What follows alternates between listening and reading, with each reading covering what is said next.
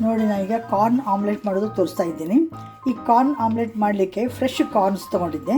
ಅವನ್ನೆಲ್ಲ ಚೆನ್ನಾಗಿ ಬಿಡಿಸ್ಬಿಟ್ಟು ರುಬ್ಕೊಂಡ್ಬಿಟ್ಟು ಅದೇ ರುಬ್ಬಿದ್ದಕ್ಕೆ 1 ಕಪ್ಪು ಕಡಲೆ ಹಿಟ್ಟು, 1 ಕಪ್ಪು ಅಕ್ಕಿ ಹಿಟ್ಟು, ಉಪ್ಪು, ಸಕ್ಕರೆ, ಜೀರಿಗೆ, ಹಸಿಮೆಣಸಿನ್ಕಾಯಿ, ಕೊತ್ತಂಬರಿ, ಕರಿಬೇವು, ಈರುಳ್ಳಿ, ಟೊಮೆಟೊ ಇಷ್ಟು ಹಾಕಿ ಸೋಡಾ ಹಾಕಿಟ್ಟು ಒಂದು ಅರ್ಧ ತಾಸು ರೆಸ್ಟ್ ಮಾಡಿದೆ.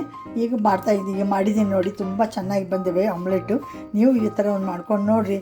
ಚಲೋ ಅನಿಸಿದ್ರೆ ನನಗೊಂದು ಲೈಕ್ ಮಾಡಿ, ಕಾಮೆಂಟ್ ಮಾಡಿ, ಸಬ್ಸ್ಕ್ರೈಬ್ ಆಗಿ. Thank you very much for watching my channel. Thank you.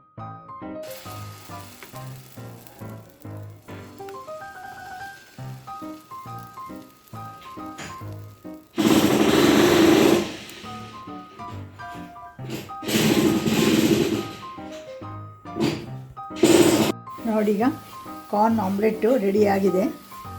ಇದನ್ನು ತಿರುವಿ ಹಾಕಬೇಕು. ಹತ್ತಿರ ತುಂಬ ಚೆನ್ನಾಗಾಗ್ತಿದೆ. ಎಗ್ಲೆಸ್ ಇದು.